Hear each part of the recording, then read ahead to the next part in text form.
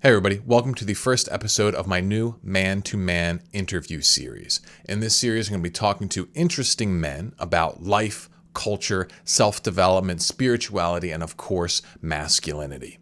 For our first guest, I'm honored to have the legendary Elliott Hulse. For me, and I'm sure for many of you, Elliott was like a surrogate older brother for me when I was growing up. He taught me about mindset, lifting, and strength. Throughout his career, Elliott has gone through many different phases. Some of them I absolutely loved. Some of them I didn't really connect with, and some of them just kind of left me scratching my head. But that's the thing with Elliott. He's a real guy on a real journey, and he's always been generous enough to let us in on it. Recently, where that has led him is back to the family, back to traditional masculinity and traditional Christianity. And I've had a great conversation with him about all of these things. In our chat today, we talk about the main things ailing the modern man, the issues with feminism, what men are supposed to do in order to get their life back on track. I found it very fascinating, and I hope you will as well. If you like what Elliott says, then make sure you go and you check out and subscribe to his YouTube channel. You'll find a link for that in the description below. Likewise, if you liked what I had to say, make sure you check out my free class on manhood mastery, the 3 keys to neuromasculine training. In this free training, I will show you how to work with your male brain, with your male biology, to cut out escapism like porn, video games, etc., and become the man that you are meant to be. It took me almost a decade as a professional men's coach to discover this stuff, so I hope you check it out. Without further ado, here is the interview. I hope you enjoy. So, we are joined by the illustrious, the infamous, the often polarizing, but always interesting Elliott Hulse. Thanks so much for being here, brother. My pleasure, Mark. Thanks for having me. Of course.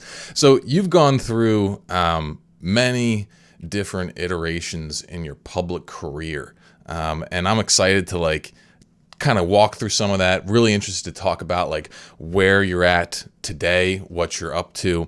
But first off, how you doing, man? All is well, man. Been pretty busy. So, waking up early, going to bed late, hustling, grinding, in one of those phases now. I can relate big time. Since I have my daughter was born, I just feel like I've been on a time machine. And then you throw COVID on top of that. I don't even know how to process time anymore, man. It feels weird. Yeah, you're right. It's all one day just blended into each other. Exactly. So, I've been following you since, let me think, probably around, I was 14 or 15 or something like that. And Damn. yeah, it was. How old are you now? 32, I guess. Maybe, could that be that long? When did you start putting videos? Don't make me feel old, man. You're a teenager. Yeah, I was watching you in high school, man. And Doesn't make any sense. it was you were kind of like the big brother I didn't have. So I was the oldest of 5 kids, older sister, no older brother, and I kind of looked up to you because I had the neighborhood kids and things like that, but they didn't get into stuff you got me into strength training and things like that, but I was more interested in your mindset stuff, right? I didn't actually start lifting until college probably, but I was really just interested in your ideas on mindset, how to hold yourself, all that kind of stuff. And obviously there was a lot of other people like me, there was thousands of people watching your videos and all that kind of stuff. What was that like becoming kind of the surrogate big brother / probably even father figure to hundreds of thousands of dudes? It was right where I was supposed to be, because that's what I am. I am the big brother. I'm the oldest of 4, right? And I was always the leader.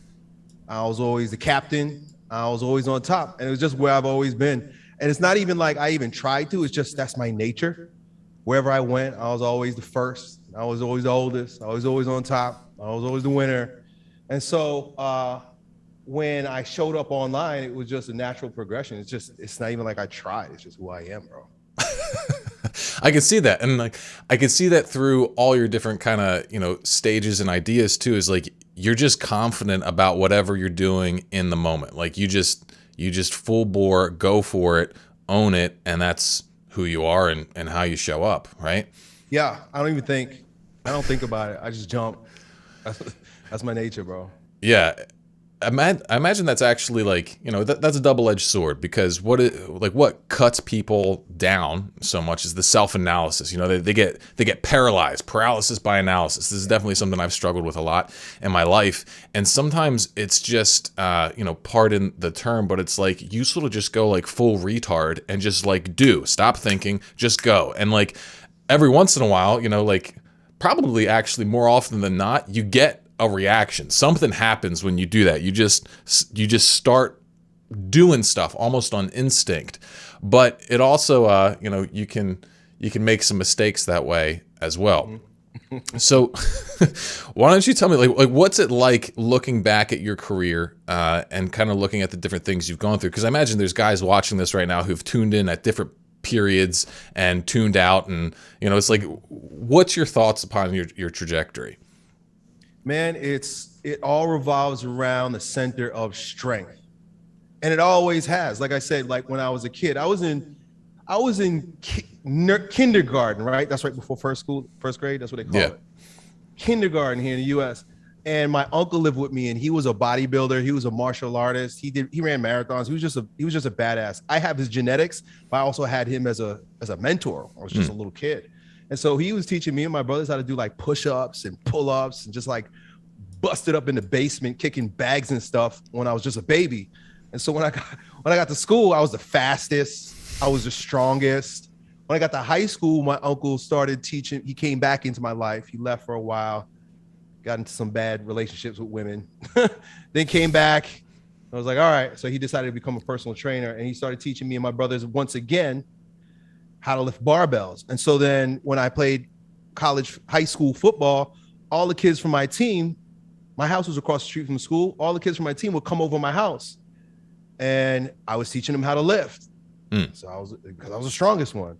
And I just followed that path through college. I went to university, even in university, I was like the assistant strength coach.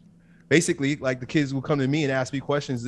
One time the strength coach was real upset with me because I was giving advice contrary to him. I was kind of a little rebellious, but I knew what I was talking about because my uncle mentored me.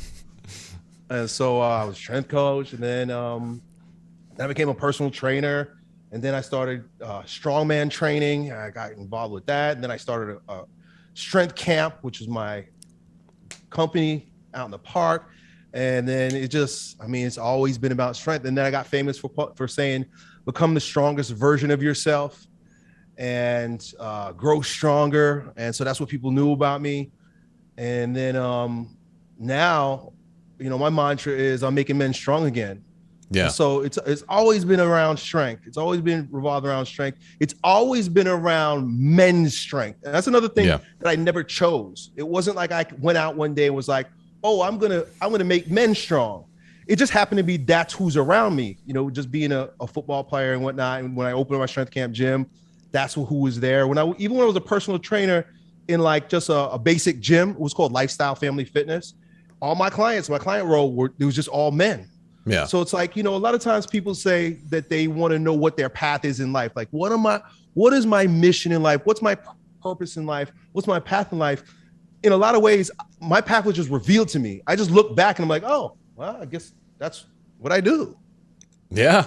Yeah. It's interesting, especially when it doesn't always make sense in the moment. Like, for me, one of the big things, like where I started on YouTube was helping guys quit porn.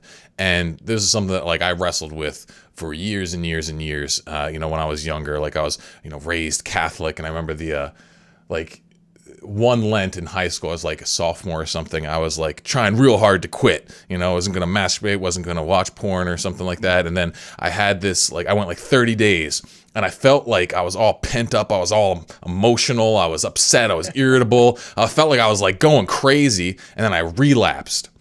And I remember I felt so much better. I just started cracking up, like the endorphins. I was just like, oh my gosh, these priests, these people, they don't know what they're talking about. This shit is good for me. My body needs this. When I find out, X number of years later, I guess like when I was 22 then, I realized, I was just actually already addicted and I was going through like the worst part of withdrawal. And like, those kinds of weird things. It's strange how it does that, because it just, your past will line up and then it'll help you serve your future. And so like I see that with what you did is, you had that uncle, you had the football guys, you had all that stuff kind of training you all along the way. And I think that's what God kind of does to you. He lays it all out even if you can't see it. Yeah, hindsight is 20/20, they say, right? Yeah. So we just hopefully we don't get distracted along the way. And I have a touch of ADD. And so I'll get distracted with shiny objects along the way. And they look like fun things to dive into. Yeah. But just the theme throughout has always come back to strength, no matter what it is. So I'm happy that has been there. Yeah, that's really cool. And you didn't just stop with like, muscular strength and stuff like that, which is part of what attracted me to your content. You wanted to, like, I could tell you wanted to get to like the deep strength, the stuff beyond the superficial. And I remember, like, tell me if I'm correct here, but it seemed like your first kind of foray into that was this whole like bioenergetics stuff. How much of that do you still like, follow, practice, whatever? Because that was very interesting to me for a period, and I played around with it quite a bit. I don't see you talking about it so much anymore, though. It's amazing stuff. Amazing stuff. My foray into that is really my wanting to know what I am. That was a big question. So I know that's sort of like an existential question that a lot of millennials wrestle with, but being a little bit older than you guys, and my dad being like a hardcore alpha male that grew up in the jungle, he never understood what was this obsession my son has with finding himself. And of course, I grew up in a Disneyfied culture, which is all about individualization and, you're special and you're a snowflake. But I was obsessed with this, and I think mainly because I'm mixed race. I grew up in Long Island, New York. And so everybody know what everybody is. There was Italians, there were Jews, there were Haitians, there were Jamaicans, Puerto Ricans. Everybody trying to talk Puerto Rican to me. I don't speak a lick of Spanish. And so forever people are asking me as a kid, Elliott, what are you? And so from a very early age, I had this question in my heart, like, what am I? And so I have to find myself out. So I must have been about like 12 years old, I started digging into philosophy and religion. Just unbeknownst, it wasn't a moral thing. It was an ego thing. It was like, what the heck am I? And so when I started down that route, I discovered, all kinds of fascinating things, but namely the idea that I'm a spirit being, and that we're inhabiting these bodies, and so that we are far more than what meets the eye, right? And that we've got a spirit. And then I discovered quantum physics. And so I became enraptured or enmeshed with this idea that there's a spectrum of being, right? And so my thoughts play into that, but then the thoughts are existential, but also material, because then there's neurotransmitters and synapses going off in my brain. And it's like, so what is it? Is it intangible or is it tangible? And so, but it's both. We're both. We're, in the Bible, it says that God breathed into the dust and made man. It's like there's spirit, breath, pneuma, right? Which is spirit. Right. And then there's dust. So we literally are this dust. I am this dust. I'm this dirt. I'm this material being. But we're also a pattern, right? We're a blueprint. We're something higher. I like to say that we're the pattern in the matter, right? Because what is God? God of the Bible is called the Father because for a number of reasons, because he reaches out like a father does. He comes down like a father does. But also the word father comes from the word pater, which means pattern. Right? A man's, your essence, your pattern. And so we live in this matter world, but we have this imprint of a pattern on us. And it's just the whole spectrum in between. So bioenergetics was fascinating because if I could just sum it up in one word or in one phrase that I sort of helped me understand it. And then I put it out into the market to see if people could grasp it, which is the body is the mind. The body is the mind. The body literally is the mind, even on a material level. Because look, if you're gonna be pure materialistic, right, and consider, okay, well, the mind is my brain. All right, fine, it's your brain. But where does your brain end, bro? If you take out the brain, it has a brain stem that goes all the way down right into my pelvic floor with branches that reach out all over throughout into my organs and viscera, into my muscular system, everywhere. And so this whole thing is my mind. And then you could start to wonder, like, well, what part of me is thinking? And what does it look like when my body thinks? You see what I'm saying? Yeah. And so I came across the work of Wilhelm Reich throughout all this. Wilhelm Reich, I have a love-hate relationship with him, but let's talk about the love for a moment. He discovered that he was a student of Sigmund Freud, and Sigmund Freud had this whole concept that if you were going to heal somebody of their existential ills, you talk to them, and they will bring it all out based on your conversation with them. Well, he started to watch people when they spoke, and he noticed that their bodies did weird things, or their bodies would take certain forms, or certain parts of their body would change based on the emotional content of the conversation that they were having. And so he started to notice patterns in these postures that people took on based on the perceived threats in their lives, or the psychological predisposition of a person. And so he found something called character structure. Character structure is really fascinating because, it's true, because there are archetypes. Like, for example, if you watch movies, like the big fat funny guy in every movie, that's an archetype. That's a pattern. That's a character structure. You also could call that a masochist. And he discovered that the way the energy flows in that type of person is that it turns in on itself. My character structure is a bit more of a psychopath.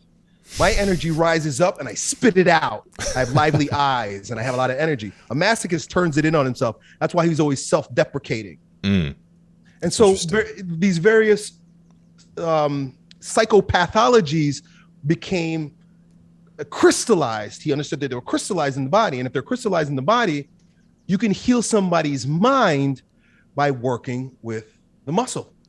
Interesting. Huh. That's really cool. I love that stuff where it's like, you're delving for that synthesis of concepts. Was this the guy who also got into the muscle testing stuff, or was that a different person? No, that's different. Okay. I never really got too much into that. Yeah, that's wild too. I don't know if you've ever checked that out. It's like you can ask your subconscious questions and test the strength of a finger or an arm and stuff like that to see where it stands at. But anyway, what you're hitting on here is something that I feel like is massively important for the modern man in general, because I think feminine spirituality, it's done much better than male spirituality in this internet age. I'm not saying it's good stuff necessarily, but there is a feminine spirituality that's put out there, the whole goddess kind of idea, oh, you're a goddess, you're a queen, all that kind of stuff. It's much more part of mainstream culture. And I see you trying to bring that to men on some level. And this is part of what I'm interested in doing is neurospirituality. It's we live in a world that wants to deconstruct everything, right? It wants to say, oh, that wonderful feeling you have looking at that beautiful sunset, that's just, a bunch of neurochemical reactions. They want to break it all down and assume that removes all the meaning in things. But, you can take it the other way too. It's well, what does it mean that your neurochemicals explode when you look at your son or you look at your daughter, or, when you see that beautiful sunset? What does that say about you and your nature, right?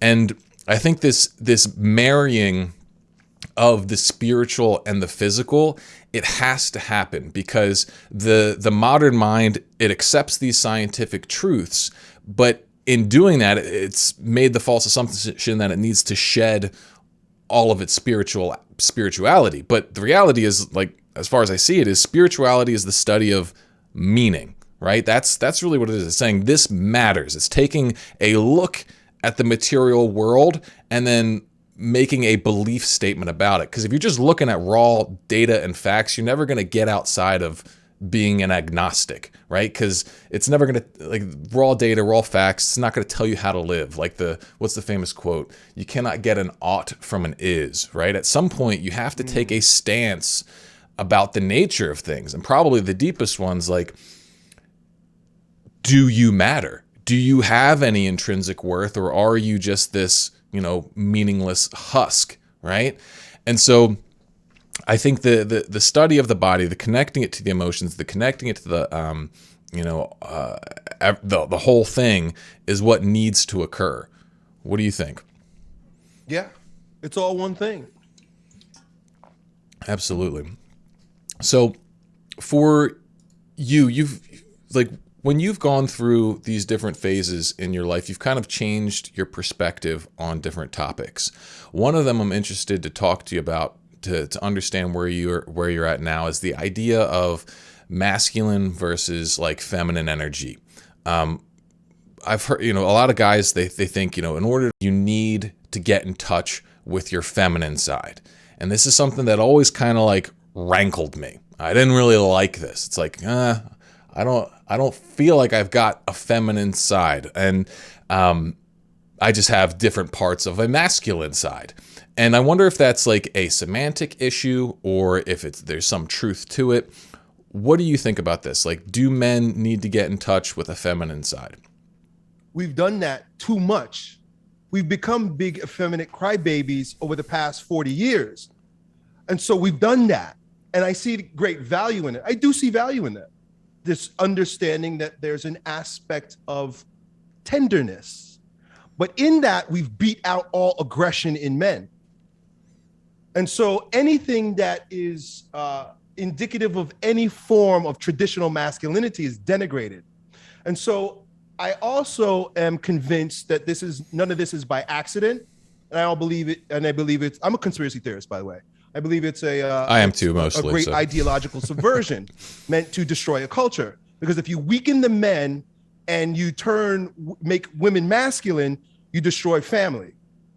And it's worked, right? Families don't work. Nobody's getting married. And if they do, it's like 60% divorce rate, right? Why? Because the men are weak, they're effeminate, they're addicted, they're lazy, they're crybabies, they're in touch with their emotions, they put the pussy on the pedestal. And women, they're getting degrees, they're getting jobs, they're climbing the ladder, they're slapping men on TV, and it's okay.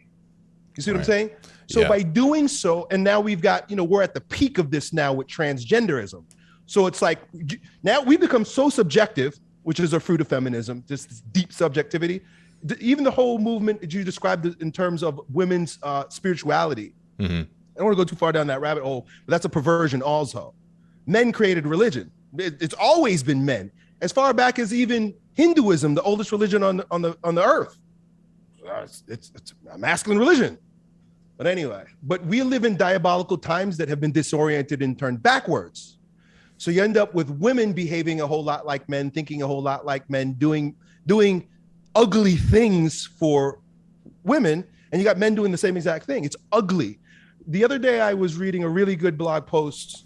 I don't remember the author of it, but he's talking about this very nature of masculine and feminine virtues. It's okay. In fact, it's important for a man to have some feminine virtue, but not at the expense of a foundation of masculine virtue. In other words, it's okay for a man if he's, say, what's a masculine virtue? He's assertive, right? Yeah. An assertive man, but he also is merciful. Say just in mercy, right? He's just, right? I lay down a just punishment, but he's merciful, right? Like they say Jesus is. He's just and merciful. A good balance. But if a man is to turn away from just, right? Just action in a moment that requires what only a man can do, which is to fight and to stand up, right? Because our bodies we're built that way. We're weapons. Women aren't weapons. We're built that way. But if we relinquish our duty to be just in order to uphold this merciful ideal, we're a useless man. You're a useless man. Yes, it's good to be merciful, but you've turned away from your utility as a man by not executing justice. And it's the same way with a woman.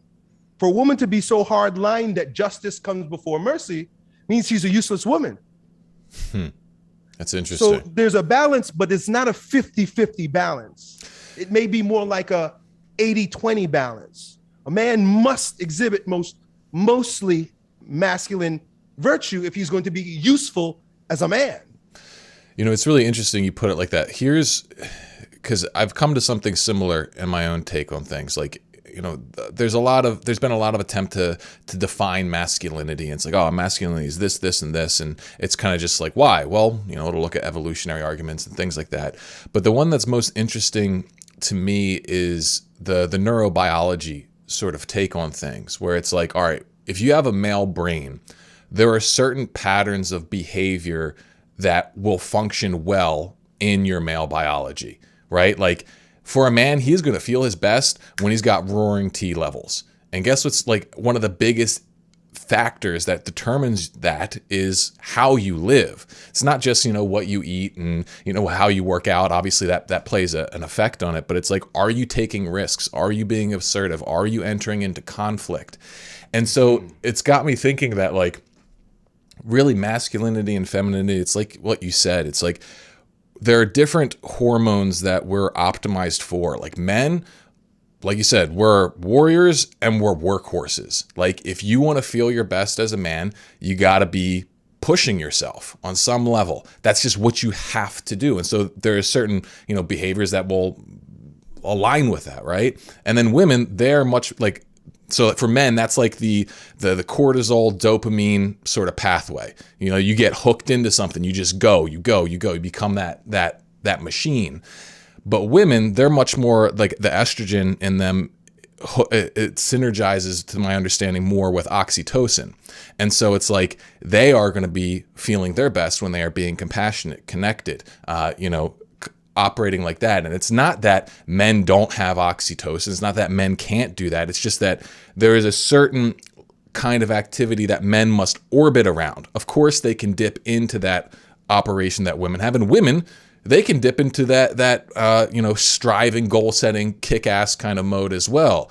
But it's like, what are you most equipped for? Meaning, like, you know, do what you are equipped for, and you're going to find, you know, your best performance, your most happiness, and all of that kind of stuff. Yeah, I agree. Form equals function. Yeah.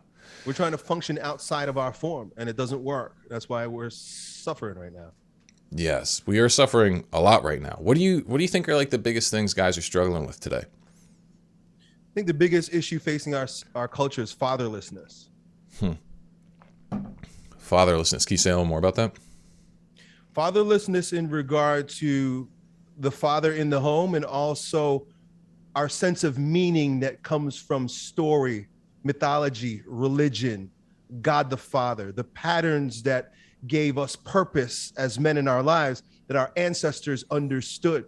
This is the first time in history where we've got such a majority of, I don't even call people atheistic, because atheists think. These people don't even think. They just have a new religion. Right. It's the religion of self is really what it is. We're all self-worshipers, right? It's my feelings, my truth. You could only have transgenderism in a world that worships its own thoughts. Whatever I think I am, and it's subjectivity. And so the further you go into subjectivity, or the further you go into a gynocentric culture, the more feminine men become, the more subjective everything becomes. It's all about what I feel, right?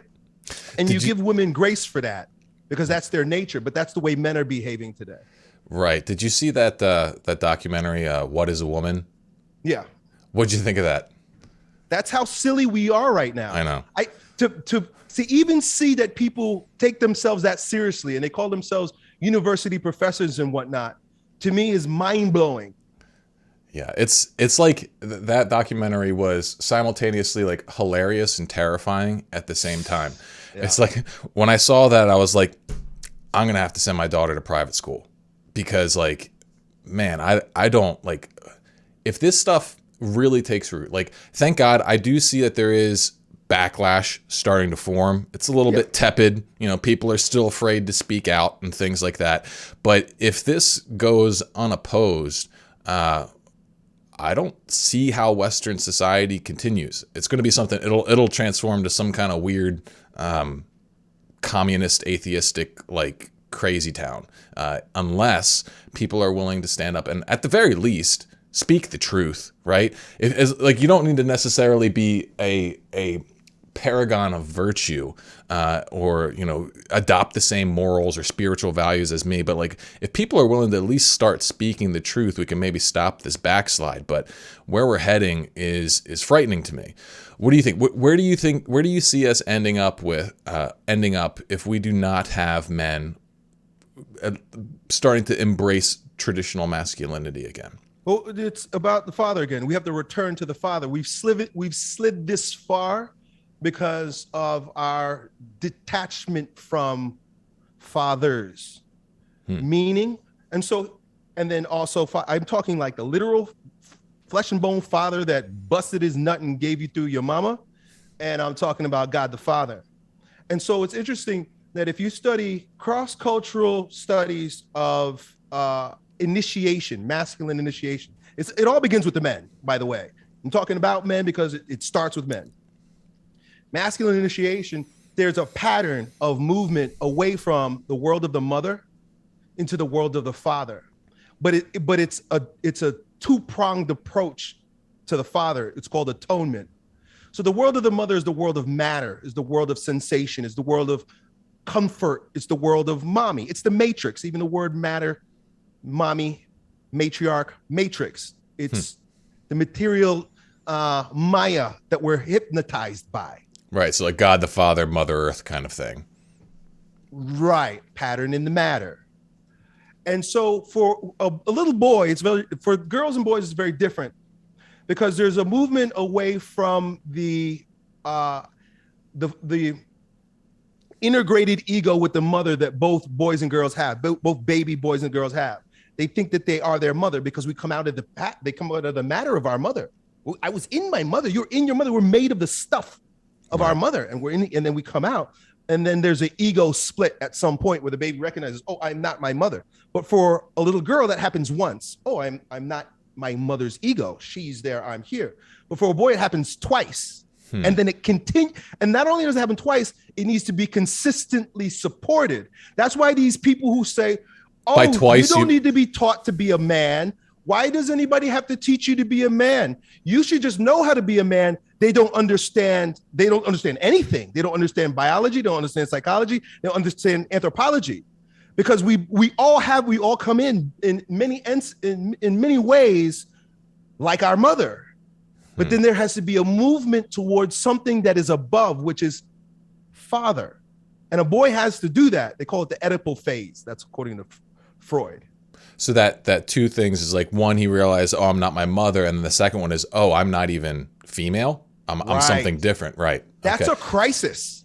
I don't think people give enough credence to the fact that that's a crisis for a little bit. That's a split within the ego that happens around the age of 4. Now, imagine you don't have a father. You don't have a father figure. You have no positive role model in your life when that split happens. What happens? It doesn't happen. Right. The little boy remains like a little girl in his thinking and his emotions and his behavior. He'll grow a penis. He'll grow hair. He'll get a deep voice. He'll gain muscle, but he'll also still continue to think and feel like his mom, because he never got a chance to be mirrored by, and Robert Bly calls it, fed the father's food by his presence. There's a transference of an energy that by having a father in the home, the boy receives. Right. I remember just by watching my dad, I became like him. I didn't even have to teach me anything. He did. Of course, you're obsessed with being like him, right? He was your hero. He was the Superman, right? I was afraid of my dad. Oh, okay. My dad was pretty tough. It's his presence, though, and it's for every father, and that's why it's important. Number one, I say the father crisis isn't just fatherlessness. That's a part of it, but weak fathers, because they grew up the same way, in the same effeminate, matriarchal, fatherless culture, and so our fathers and our fathers' fathers We're about the third or fourth generation of fatherlessness in that regard.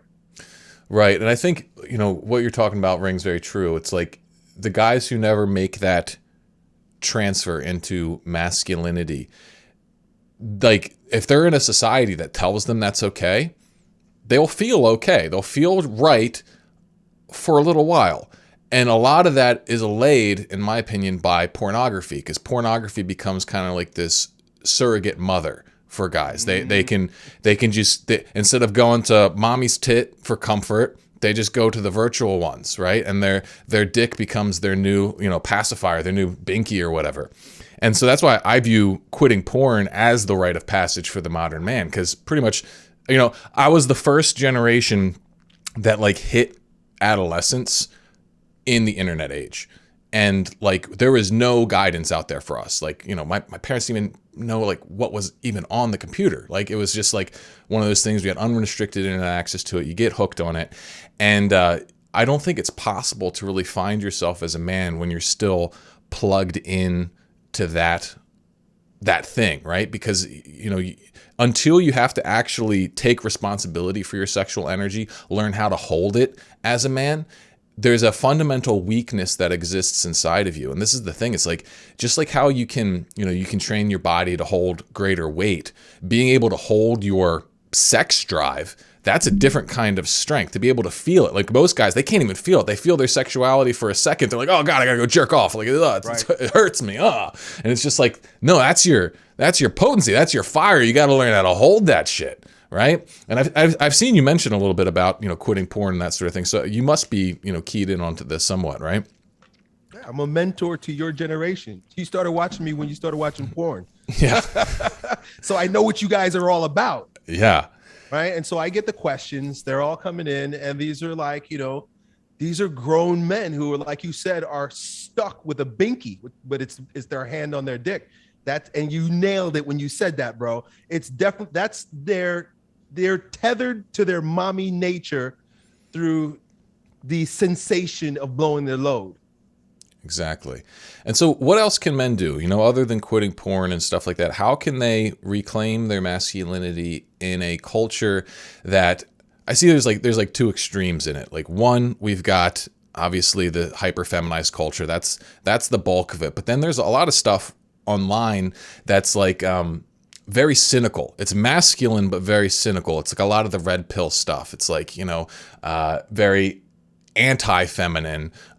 It's all about, this world's screwed up. You might as well learn how to manipulate women so you can sleep around. Too. That's an effeminate stance on things. They're not any more masculine than the guy that's, a simp. It's just that they're manifesting it differently, because that emotional attitude about life. Oh, it's all going downhill. Oh, it's no good. Oh, there's no more good women. All that whining and crying, even if it's anger, it's the anger is just covering the fear. And so that's an extreme form of the same thing. Right. I could see that. It's so what we say the opposite would be taking, like, I mean, I believe, and I'm pretty sure you do too, it's, marriage, family, become a patriarch, essentially. That's the path of masculinity. But what do you say to all the guys who do say, oh, it's too hard, there are no good women out there? How do you inspire them? You're lazy. I just started a new program called GTG for Life, means Get the Girl for Life. And so I'm starting to mentor to a lot of these guys who join my program. And the number one problem that guys are having is that they just don't know how to go up to a girl and speak to them in a masculine way. Just have a conversation that's polarizing with a woman. And these are the same guys who are saying, oh, there's no good women. Anytime a guy says that, first thing I say, how many women did you approach this month, this year? Since you were a teenager? None. They don't.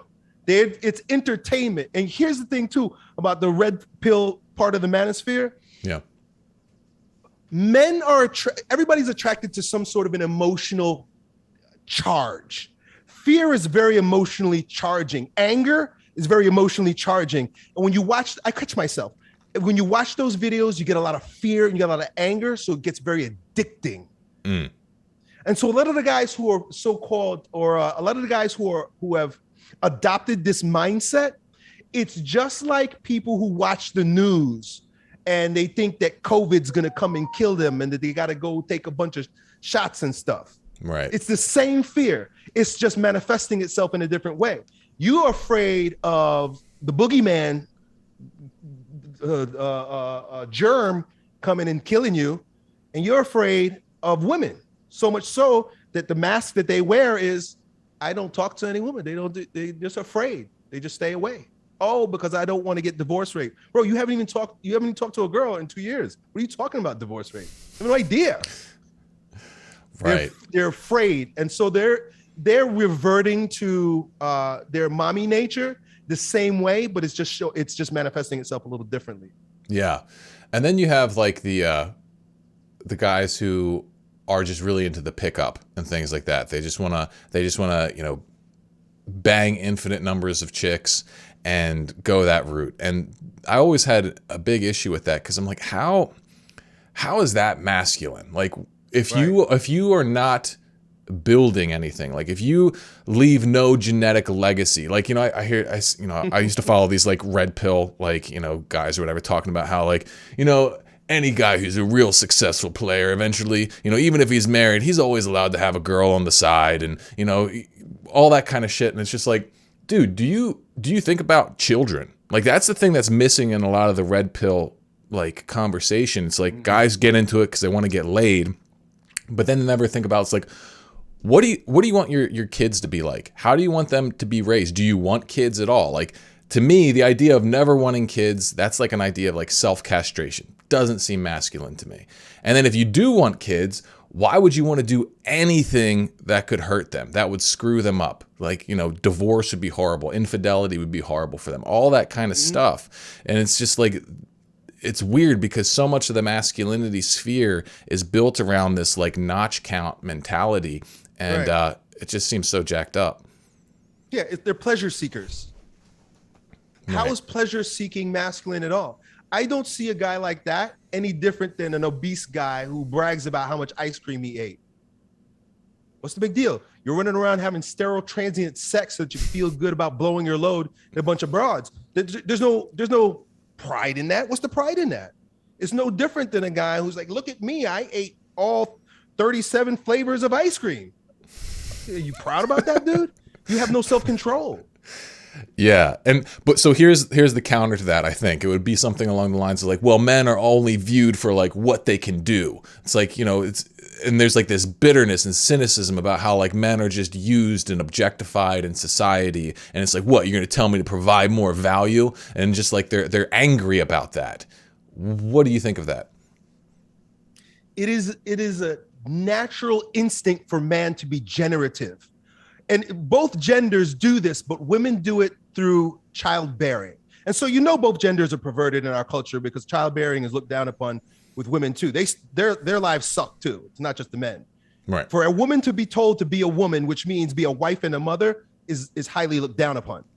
I know. But in the same way that a woman, her value is what she can do too. You know what they used to call women that don't have babies? Barren. You're barren. So they made it so there's no more shame in that. But there was a time when there was a shame, when it was shameful. A woman without a baby? There was a time they whisper behind your back, she don't have any baby, she's barren. Oh yeah. They'll talk shit about her. The same thing is for a man that's not generative. A generative man is a man that produces something, creates something, builds something. This is where the word generation comes from and generous comes from. For a man to be generative, which is the opposite of what? Degenerate. And our entire culture is purely degenerate. So if you're not being generative, you're being a degenerate. And if you're running around, I like to place this on people's table too, to think about the whole hookup and promiscuity culture. Take away contraception and abortion, and you tell me what your life is going to be like. They're playing a fake game. Chemically castrating women, blowing your nut in a bag, there's nothing manly about. It's still pleasure seeking. You know what a real man is? You want to be a real alpha male?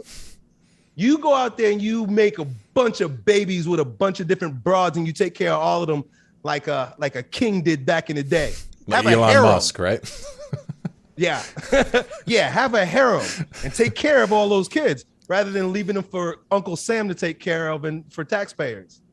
Right. So it's illogical, it's irresponsible, and it's weak. Yeah. And so this is where I think probably you get a lot of pushback on your ideas, because it seems like these gender roles that you're talking about, they seem rather extreme. And so I wanted to ask you, like, how seriously do you take the gender roles? Because this is something I'm still trying to figure out. You know, I've got a daughter. She's only 3, so I got time, thank God. I know you got some older kids, right? Like, you have at least one daughter, right? 3. Okay. Daughters. So you got 3. Oh, okay. So I'm sure you're getting into this then. It's like, yeah. how enforced do you believe these gender roles should be? Like, should women only be thinking about motherhood? Should they not even think about career? Should, like, you know, that, I guess that's the big one. Is like, what are women allowed to do in your philosophy? It is our only salvation.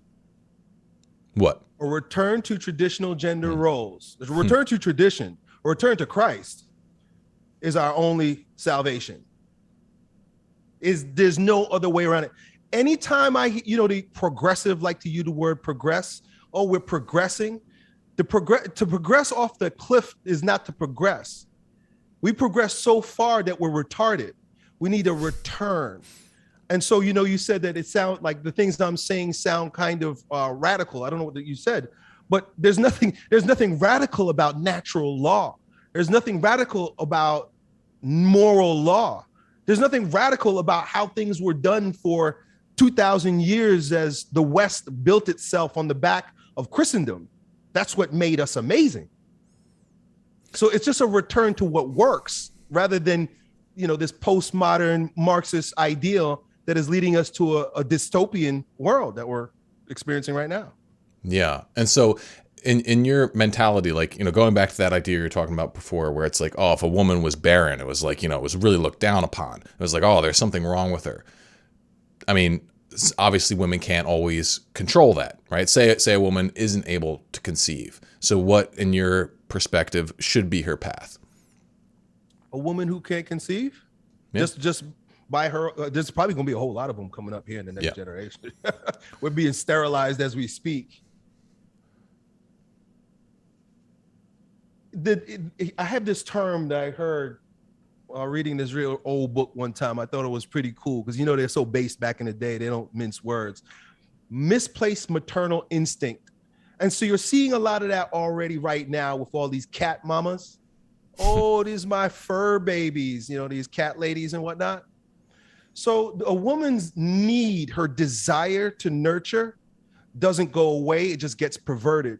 And so even like the whole social justice movement, when we have social justice devoid of divine justice, we basically have feminism, BLM, LGBT marches through the street.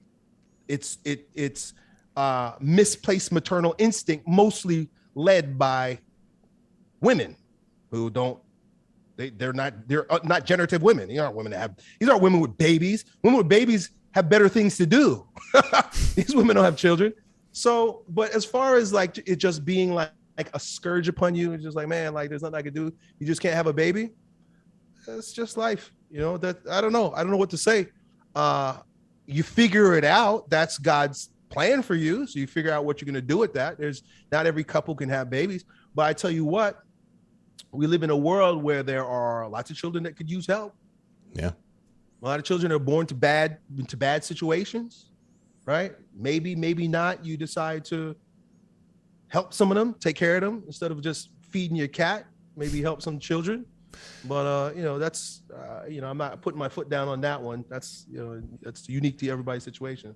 Yeah, it seems like what it needs to be is that you need to find a place to put that energy. So for a woman, it's finding a way to utilize her nurturing aspect in some form or another. Maybe if, you don't have kids, then it's bringing it to your siblings' children, or like taking, like, there used to be nuns and things like that where they would go and then they would be, they would try to be, spiritual mothers to, kids and stuff and raise them. And, to mixed success being a product of Catholic schooling. Some of the nuns were really great. Some of them, they were just bitter. And I think they didn't really choose the sisterhood so much as, they just couldn't find a man. And that bitterness didn't quite work. Didn't work in my favor, at least. But yeah, I think there's that spreading around that's important. But like, how far would you take it? Like, in your opinion, should women have careers, or should they just be entirely focused on, like raising kids? Yeah, you should be at home. You should be making babies. You should be serving your husband. That's the most pleasurable life that you will ever live, because it's unnatural for a woman to want to climb the corporate ladder. That's not in her nature. The happiest women are the ones that are at home doing what they're built to do. Why would you want, in the garden after the fall, God cursed both man and woman. And so we know why we are right there. He said basically, or he explained to them, okay, now here's how your life is going to suck now, guys. And he says to Adam, you will have to work by the sweat of your brow. You're going to, toil. Now you have to go and work. And so Adam's like, oh man, no, please. I hope I shouldn't listen to my wife. Why is it that women want to take on a man's curse? We have to work. That's our vocation. That's what we're called to do. If we don't do that, we're of no value if we don't work. Why would you want to give up what gives you value, makes you unique, which is your superpower, which is to make babies, to then take on our responsibility, our work, and our curse, to go out there and work? You will never be happy. This woman that created the TV show Sex and the City, I don't know if you've seen recently, there was a story about her, how she was a part of the whole promotion of women getting out there and being, carousel riders and climbing the corporate ladder and all that kind of crap. She now is an old barren bitch, and she admits this was a bad idea. Wow. This is a bad idea. She was a whole article about it. It was kind of going around on Instagram and stuff like that. And so She now admits, I was wrong, but guess what? She trained up a generation of women. Ooh, she did. To give up what was best for what's worse. So I say these things out of love for women. I have 3 daughters, and I know how they'll be most happy. And of course, they hear what the culture says too. So I even have to kind of spell it out for them. But I just point to their mother. I just say, look at how happy your mother is. And then in contrast, look at your aunts, look at your friends' mothers, look at the neighbors' mothers, and look at your mother. Whose life would you rather have? Mom's. Well, why not live the way we live? Because it makes for a happy woman. Mm-hmm. These people that say, these guys, these simps that say happy wife, happy life, but yet they have their wife out there working, are stupid.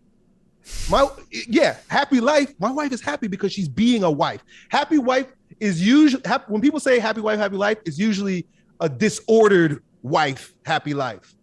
We were at this meeting the other day. We went out just to this fundraiser, and this guy, we were talking about homeschooling because we've been homeschooling our kids, and it's been amazing. Don't send your kids to private school. You said private school? I'm telling you, don't send them because it's just as bad. Really? It may be worse because I already did it. Really? I sent them. Yeah, I sent them public school. I sent them private school. Catholic brought school? Them home. Or? Best thing ever. Oh wow. Best thing ever. You got to do it. You got to figure out a way to make it happen. Anyway, this fool we were explaining to him what we do, and he was like, "Oh yeah, we really need to do it. We really need to do it." And his wife is standing there next to him, and she's kind of feeling bad about herself. And then I'm like, "Well, does she work?" He's like, "Oh yeah, she full-time. She works full-time." I'm like, well, then you need to get her out of the workplace so that she can do that. He's blaming her. Oh, try to convince my wife. He's telling my wife to convince his wife. I'm like, my wife works in the home, bro. My wife doesn't have to go get a job. How do you have your wife out there getting a job and then you want her to be a mom and a homeschooler? Because people got perverted thinking. They know what's right, but they do what's wrong. Yeah. And it's obviously much harder today when you have a million different ideas about what's right, and it's you don't have a strong social structure that's founded on principles that have worked for more than 20 years. And so people get confused. And so I'm curious, to the extent you feel comfortable talking about it, were you and your wife always on this page, or was this something that like had to evolve? Because you guys got married relatively young, right? Yep. So I imagine you've had quite the journey together, settling into, you know, where you're at now. We always been eye to eye, hip to hip. We always on the same path, she and I, 100%. Now, could our goals unfold over time? There's a time and there's a season for everything. We're always looking in the same direction. That's awesome. From the moment she got pregnant, and I said, we're gonna have babies at home. We're not vaccinating our kids. We're gonna do homeschooling. You're gonna stay home. You're not gonna have a career, right? These were all my proposals. I said, this is what you're gonna do. This, we're gonna do this. We're gonna do this. She's like, yes, dear. Yes, dear. Yes, dear. You know what that makes? Happy wife, happy life. You know how a happy wife get a happy life? Listen to your husband. So she listens to me, and that's why she had a happy life. I can already hear the feminists like screeching at the thought of that. What do you think about that idea is most repulsive to them? Because they've been taught two strange things that contradict each other, but you know, women can hold two contradictory ideas at the same time and have a hard time doing that. They've been taught to hate men. All men are toxic, men are tyrant, blah, blah, blah, blah, and they want to be men. So if you have that kind of animosity towards somebody or something that you hate it, but I want it, there's a deep envy. Freud used to call it penis envy. And so that's really what they're struggling with. When these women are angry with men that like me, that are speaking like me, it's because they want to be me. I used to think, I would joke with my wife, I said, she wants me. I said, that's why she's like that. And then I realized, wait a second, she don't want me. She wants to be me, but she can't, no matter what. And so that hurts when you realize that. That's what these feminists are dealing with. You can't be me, baby. Just be what you are. You'll be so much happier.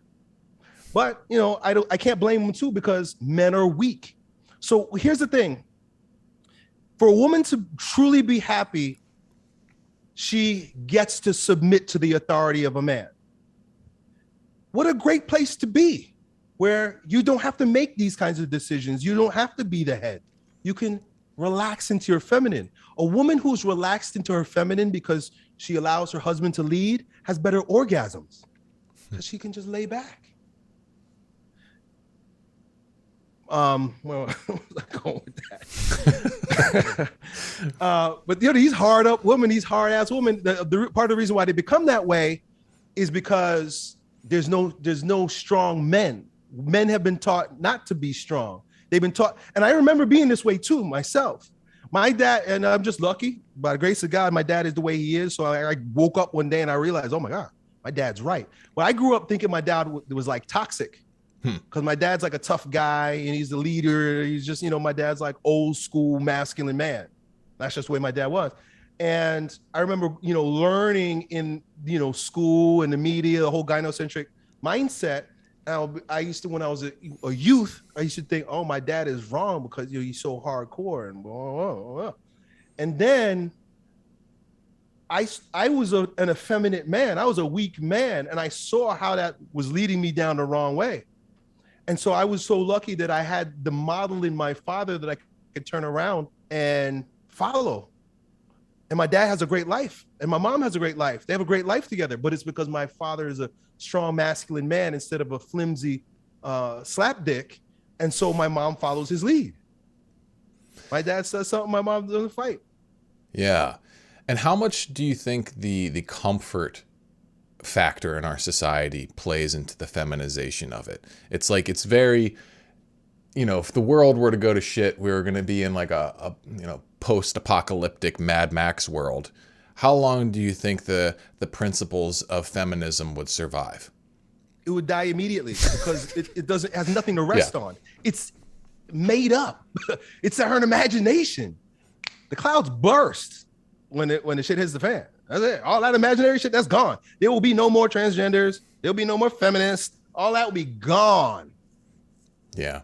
Yeah. We've gotten really good at living in virtual realities, whether, you know, you're getting your sex from porn, your status from video games, you're companionship from Netflix or whatever it is. It's just weird. We've created this new layer of struggle. Like there's like, prior to the modern age, the first layer of struggle for it seemed like man needed to overcome in order to find himself was just basic survival, right? Like if you are just fighting for your life, there's not a lot of room for, I think, the beauty of humanity to thrive, right? Like if you're just living in horrible conditions, it's going to be challenging to really to find the higher meanings in life, because you're just going to be like, well, where am I going to eat next?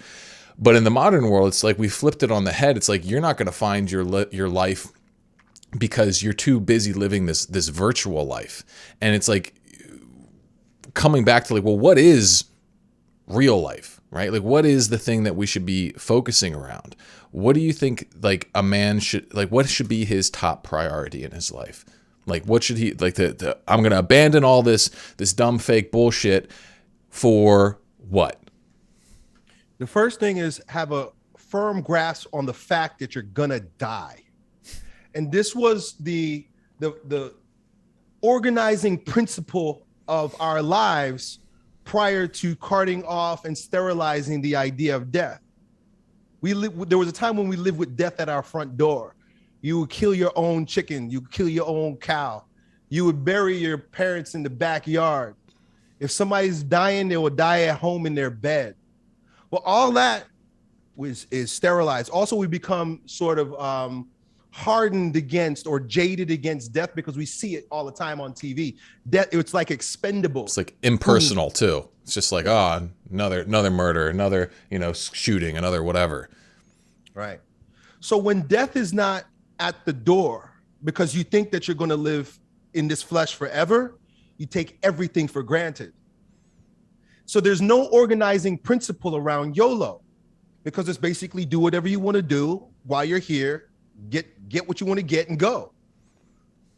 Hang out. Thank you, my love. But when you have your mind on eternity, which is the way mankind thought for eons, until our postmodern time, I'd say probably around the French Revolution, probably shortly before that. This whole idea that you're just a bag of bones with blood and hair and teeth. You're just nothing, and you're just gonna go right back to the dust, and you're gonna die, and life doesn't mean anything. Then life sucks because it has no meaning.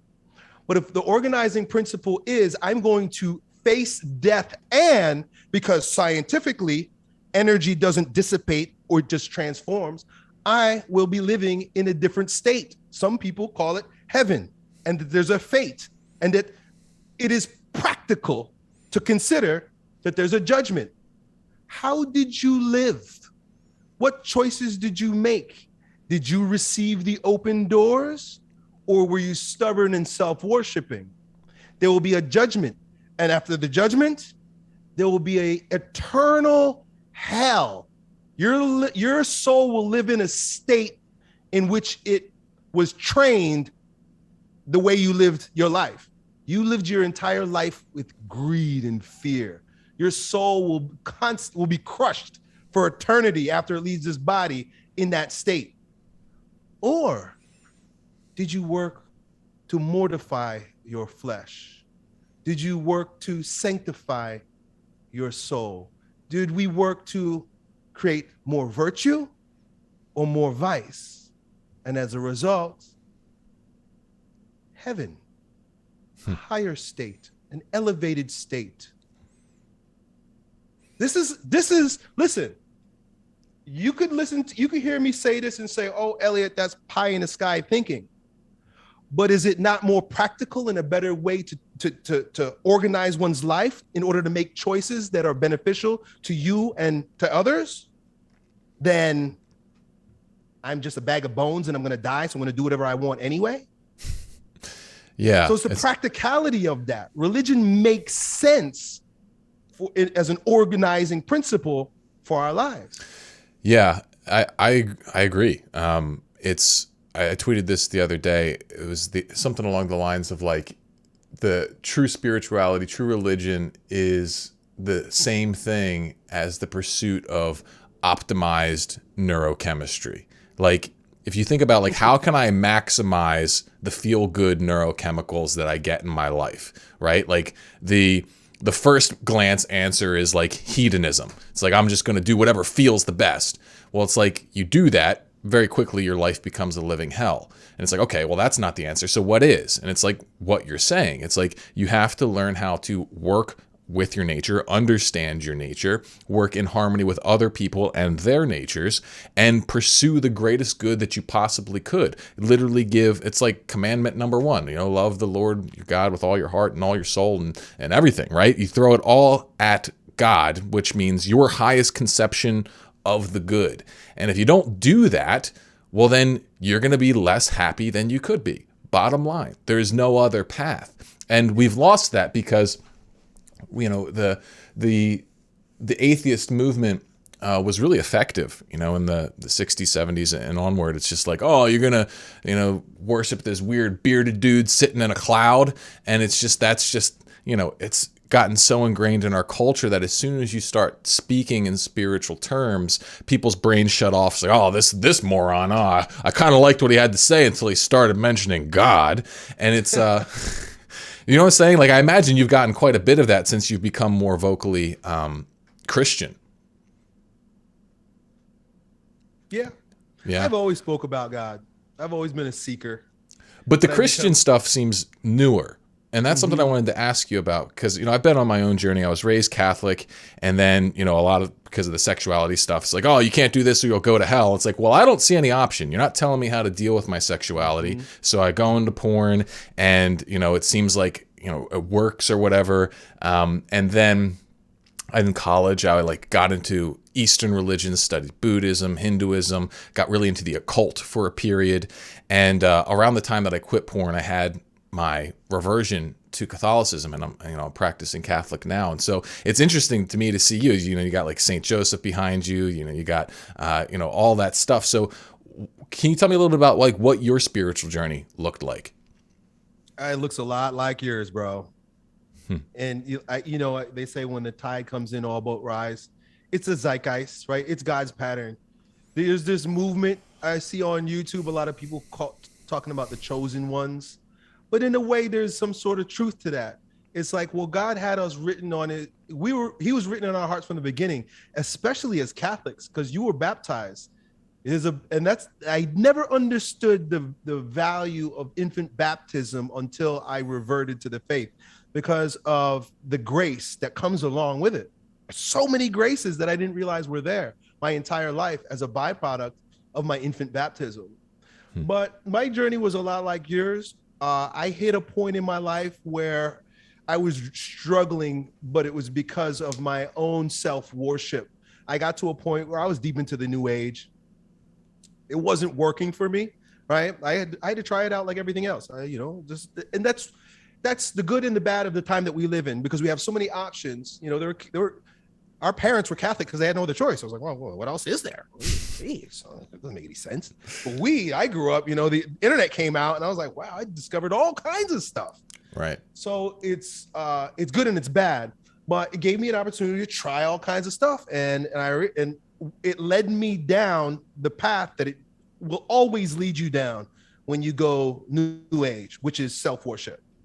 This whole idea that my thoughts, my feelings, my mission, my purpose, me, it's me. That's what the goddess stuff is. That's what the goddess stuff is. Yeah. Oh yeah. Right. Right. It's all effeminate too. It's all of the same thing, man. It's all very feminine. And so I was there, very feminine, and then when that happens, you start looking for meaning in all kinds of stupid stuff like omens. And I'm like, oh, I saw an owl today. And I go and look on it. Look up, what does that owl mean? Because you lose your mind in that shit. Because when you worship yourself, then anything goes. And it's a slippery slope into psychosis. And that's where I found myself. Smoking weed all day long. Yeah. Yeah, weed'll, you combine, it seems like that's a pattern I've seen really screw up some lives, where it's like you go down the new age, you couple it with weed, especially like from what I understand, I've only ever known the modern weed, but apparently before the modern weed, it wasn't quite so potent. But now it's like extremely psychoactive. And if you're just puffing on that stuff all day, doing the new age stuff, you will not be yourself for very long. I've seen multiple people in my life close to me have extreme psychotic breaks from that. Yeah, that happened to me. Yeah? Yeah, that happened to me.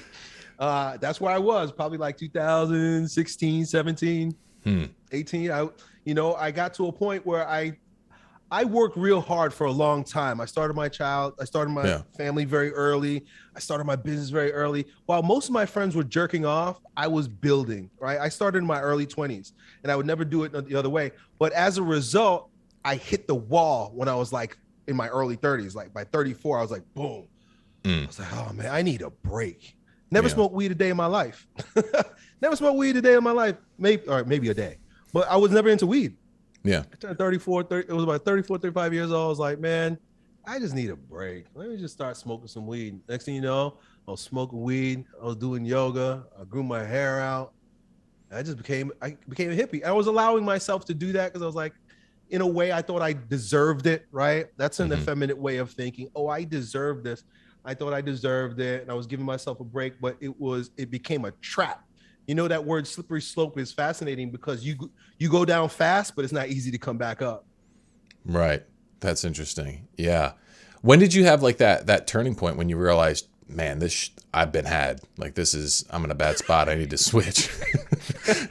I got, you're right. That's so funny. I've been had, damn it. And that's why I'm so adamant about a lot of the things that I say. I sound, a lot of people are like, Elliott, why so aggressive about the things that you say? I'm like, wait, because I've been had.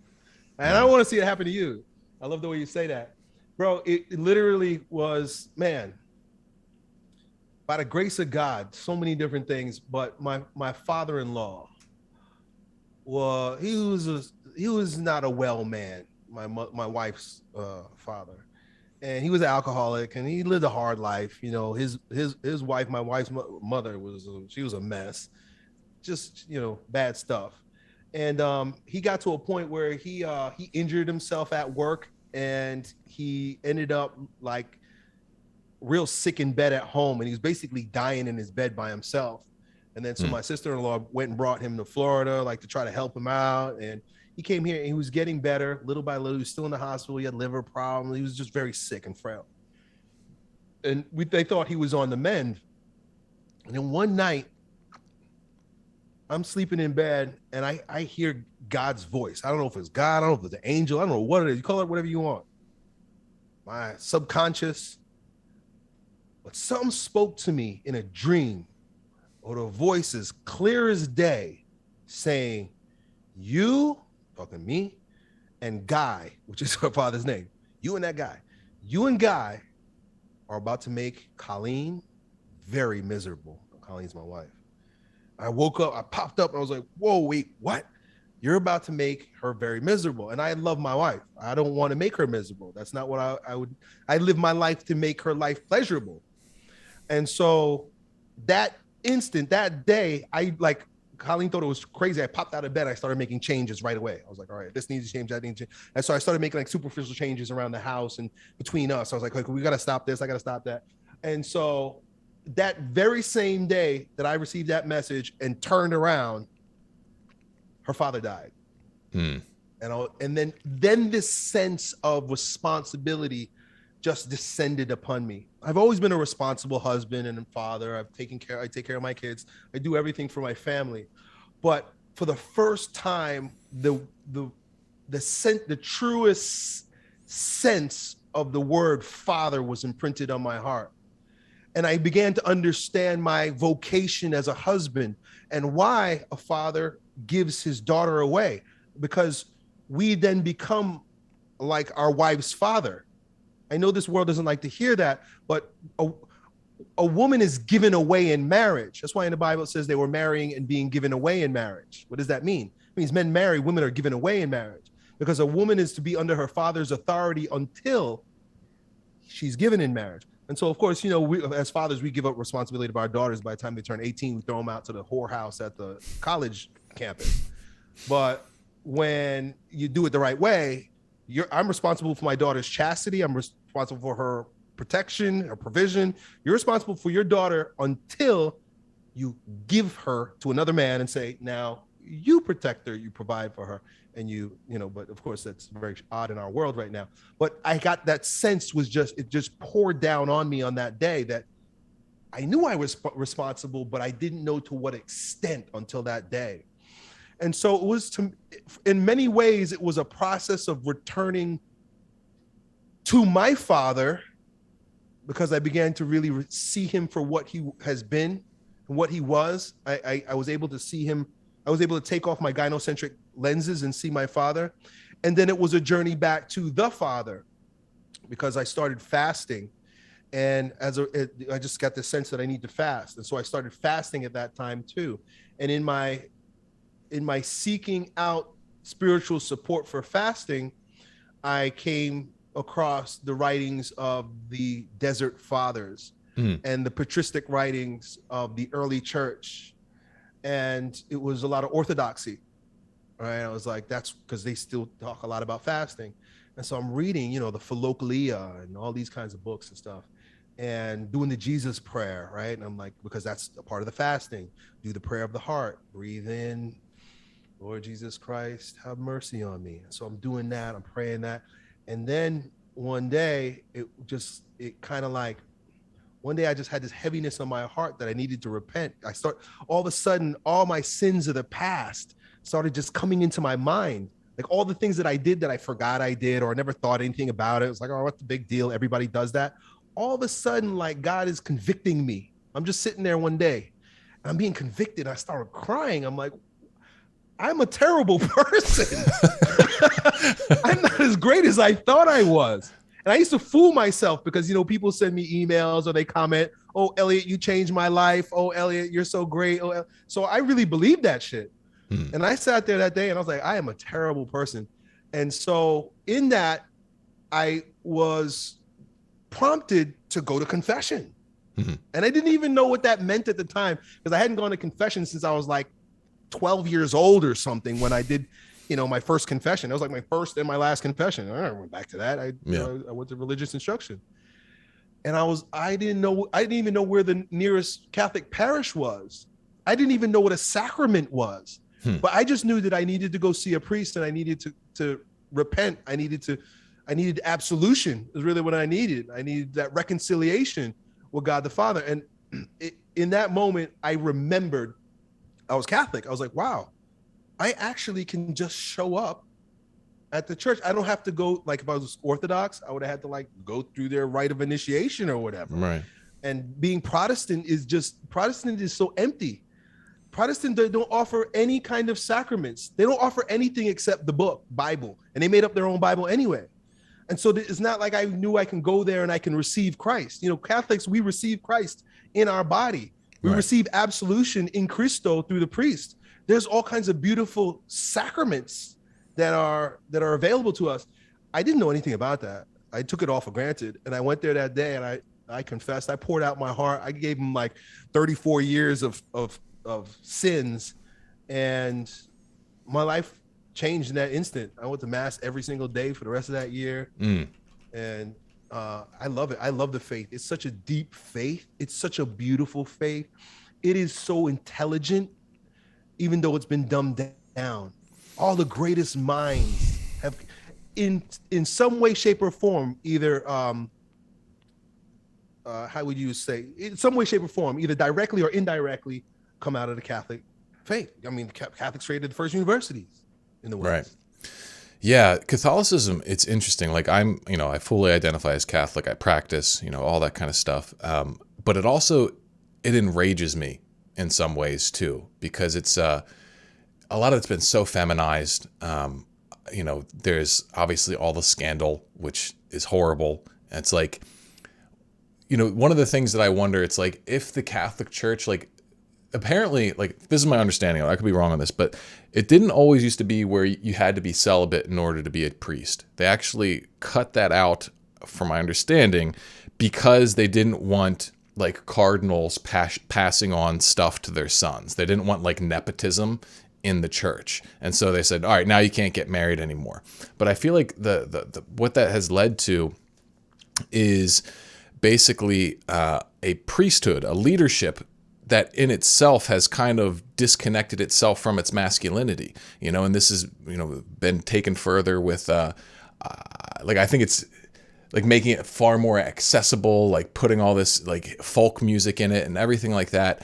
I feel like it's, the church needs to refine its masculinity if it's going to serve its purpose. It's become soft. Like, it's crazy to me that, like, the Pope, I'm not supposed to speak bad about the Pope, but at the same time, it's like you have the ability to reach more people than ever before, and you just like seem to like talk in riddles half the time, and like don't take strong stances, and like don't lead us where we need to go out of this modern hellhole. And it, I don't know. Do you have any? Do you share any of those feelings at all, or am I alone in that? All of them.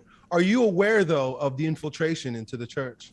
Well, I read an interesting book by Milo Yiannopoulos that he's actually a pretty impressive writer, talking about like the lavender mafia in the church, basically like the ring of homosexual, like deviant cardinals and bishops and stuff like that who seem to have installed. So what do you mean by that? It's an infiltration. So there's Belladad, who speaks openly about it, who was a Marxist, about how them through the Freemasons, who have always been the main enemy of the church, infiltrated the church. They knew that in order to pervert the world, you got to pervert the church. And the only way that they're going to pervert the church was from inside out. And so they had 1,500 homosexuals infiltrating the seminaries in the 1960s. Late 1950s, early 1960s. They selected these men purposefully for their corruptive natures. And so all of the scandal that you're experiencing, all of the breakdown of the liturgy that happened after Vatican II, all of the effeminacy that you're experiencing, all of this, it was a plot by the enemy to get these men into the seminaries in order to have them rise into prominence and positions of power to take down the church from the inside. And you could see it because prior to this, the priests were very manly men. They were tough guys. You think about the old Irish priests from Boston, and these tough Italian old dudes. They're all sissies right now. And what happens when you get a bunch of sissies? We know this about the homosexuals. They hire more sissies because they're a gang. And so you got from the 1960s up until today, you had a bunch of homos who infiltrated the church, and all they do is promote and hire more homos. So that's how they destroyed the priesthood. That would make sense. And it's like there seems to be a lot of evidence, like if you read into it, that does support that. And so the question for me is like, they're the ones who wield the power in the church. So it's like, is this one of those things like for me, I'm at the stance of like, all right, I do what I can in my work. I try to instill masculine values. I try to help guys, actually equip themselves with the ability to live a moral life in this crazy modern world. But at the same time, it's like we need spirituality, but it's almost like it's tough for me to recommend Catholicism to guys because it's like you're probably going to go get this homily by this like priest who's half asleep, who's like, like if we're going to just look at it in just like pure marketing terms, and you're a great marketer, you understand how that works. It's like, that priest that you're recommending the guy go see, he's competing with, TikTok, YouTube, like all these people who take their presentation very, very seriously, and they're going to see this half asleep priest, with songs sung by someone who can't even sing in key, and they're just like, what is this shit? Like, I don't want any part of this. And it's just like, what do you do? Just like, to me, I'm just like, it's in your hands, God. I don't know what else to do at this point. A number of things. Are you aware of the traditionalist movement within the church? I've heard of it, like the return to like the Latin Mass and stuff like that. Latin Mass, SSPX, SSPS. There's a bunch of different priestly organizations that have returned to tradition within the church, and it's a growing movement. And in fact, a lot of the Novo Ordos masses are being now led by very manly priests. There's a movement in the same way in the world that men are like returning to masculinity, which is evident through guys like you and me. It's happening in the church as well, but you got to look for it. Okay. And so that's one of the things that I tell, and of course it's a lot around the Latin Mass, and they try to shut that down because Benedict was a big Latin Mass promoter and pusher, and they started to understand, they started to realize that, well, this guy he's gonna turn the church back to be manly again, because that's what happens when you go back to Latin. The men come back. You get rid of all the gay music and you go back to Gregorian chants and stuff, and the men come back. And that's very scary for those who are running the church right now, who are essentially Freemasons. I think the Pope there's a good likelihood he's a Freemason. He was installed, right? And so we're kind of in this place where they say there's two popes. And so supposedly, but Benedict was a traditionalist. And so the minute he started promoting the traditionalists, all of a sudden they had to get rid of him. And so they got, we got what's his name in there now, Bergoglio. Right. And so Bergoglio's he's clearly a globalist. I mean, everything he does seems to make me think that, yes.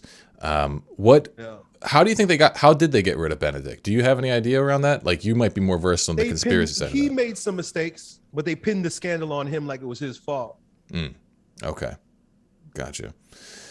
Yeah. So I guess it's like, you made an interesting point earlier in our conversation saying that like religion, it always was like started like by men, pretty much for men.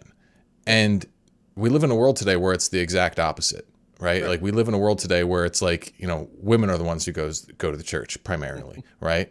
And they're the ones who are passing it on to their kids more than like, I'm lucky. Both my parents, were very, devout in their faith, and they modeled it for me. And that's, one of the main reasons why I came back is because like, man, you guys are better people than I'm being right now. So you got at least something on me, in all my enlightenment, you got something on me. So that model was really powerful for me. But I think that's what like the next stage of thing has to be for the building back of masculinity, because without a spiritual root, masculine power, it just becomes this chaotic thing. And this is what you kind of see with, at least what I kind of see with like the MGTOW movement, with the incel movement. Both of those are backlashes against femininity, but they're angry. They have no direction. They have no generativity other than, they're just looking for, how can I get mine, right? How can I get mine? Right. And it's just, there needs to be this return to spirituality. So how much of that is tied into what you're trying to accomplish with your work now? Everything. I can't be the leader. I'm a fallen man. Don't follow any man who doesn't have a divine authority, right? This is where we get into hero worship and politician worship, which leads us to Antichrist, which is the entire culture. The entire culture is Antichrist because we worship men. We worship ourselves, and we worship and look for and respect men. But if a man doesn't have an authority above him, which is divine, then he's a useless man to follow. So the whole idea of kings, especially biblical kings, and this even Egyptian kings, the whole idea of a king, and it's a shame that we got rid of monarchy and kings, and I'll tell you why. Because a true king is one that is graced by divine power. The only reason why anybody would give their allegiance to a king is if they believed that he was being led by God, because they believed that he was the axis mundi through which God poured divine grace into the world. With the removal of God the Father, the removal of divine kings, there's no leadership. So we end up worshiping Donald Trump or Bernie Sanders or Bill Gates or the CDC or celebrities, LeBron James, or you see what I'm saying? We make up our own kings, we make up our own idols, and we worship these fallen creatures and creations. So to go back, the only way back is the way up. And that means men must look up and we must return to the Father. The whole return is the return to the Father. The return of the King is the return of the Father. And is a return to the Father. Yeah. Amen. And I guess that makes sense then when you put it like that. And I know you have like your whole King program and stuff. And I imagine that's what it's about. It's about how to bring all the facets of your life back into alignment with that idea you just shared. Is that right? Yeah. The organizing principle, the pattern of our lives. Everything else is fallen. Everything else is dust. Everything else is matrix. Where is the pattern within the matter? And the pattern, that's what spirit means. Spirit is pattern. God the Father, that's what Father means, pattern. And so we have to return to that. We have to return to that divine pattern. And it's beautiful because patterns are objective. God is so good that he objectively inserts his law into our hearts. He transcribes it onto our hearts and into a book. It's the Bible. So we don't have to question. We don't have to worry. We don't have to make it up ourselves. It's all right there. Right. And the 2,000 years of tradition that the Catholic Church brings us in understanding those words. Because, Protestants, they read the Bible and make up whatever they want. It's whatever I want. I make up. It means whatever I want it to mean. That's why you got like 37,000 different denominations. Right. But there's a tradition. There's from the apostles. There's an apostolic tradition from the days of Christ that follows through in the church. And the church is not always perfect. It's not supposed to be perfect. Yeah. Right. I mean, we're the body of Christ. And so the body's trying to follow the head, but the body is fallen. The head is connected to the divine, to the Father. But the body, my will is strong, but my body is weak. The body is weak, so it'll make mistakes. But if we do believe that it is the body of Christ, it is always being led and being given revelation through our head, which is Christ, and God the Father through him. So even these things like, I know you questioned earlier about the priesthood and celibacy. A lot of these things that people just look at the church and they say, oh, they just made that up. Why'd they start doing that? They just made that up after the Bible, not realizing that the church gave us the Bible. After the Bible, they understand that tradition is revelation. A lot of tradition is revealed, and it's revealed over time. And so even though it's not in the Bible, as first thing Protestants say, oh, it's not in the Bible, it's not biblical, they don't realize that no, but the body of Christ receives revelation from its head, which shows us the meaning of things and helps develop things for us as we mature, if you could call it that, here in this life. Yeah, I hear what you're saying. Like, the reason why I rail against that part of the priesthood is because part of me is like, man, I could do it. I would do it, but I can't. I knew I was called to marriage and that sort of thing. And then I guess it's like, me personally, I hate complaining about something that I feel like I could affect. It's like, if I felt like I could affect that more. But you could. The laity, and this is a part of the good part of Vatican II, was to empower the laity to be the light into the world. That's what Lumen Gentium was all about. And so for us to be the light of the world means that we have power as laymen to create apostolates, right? Like, so for example, you want more manly priests? Well, then you support manly young men that want to be into the priesthood. You help them pay for it. You help mentor them. That's if I could do one thing, that may be what I end up doing at some point. But like, just a call to vocations for all manly young men who want to transform the church from the roots up. Yeah. Well, and that's what will be required. That's one of the things I've really been thinking about. Like, I have some guys who have gone through my programs, quit porn, and then they built their own men's groups in their churches. And they just have had, fantastic success with that. And it's like, man, it's like, part of me wants to build like my own, like a new, like, masculine order, but it's almost like, it's tough because those guys who are doing that, they're not Catholic. And it's like, I want it to be Christian, obviously. There'd be a lot of more power if I could be just Catholic, but that's what there needs. There needs to be like orders. There needs to be fraternities. There needs to be brotherhood. It's like, you speak of the Masons. It's like there needs to be a counter Masons kind of thing. You know what I'm saying? That's what the Jesuits were.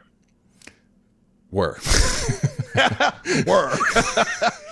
Yeah, the Catholics created the Freemasons are an ape of the church. They stole the idea of fraternity and orders and brotherhood from the church, and they created their own demonic version of it, and then turned everybody else gay. So all of the Catholic orders and stuff, they're all weak.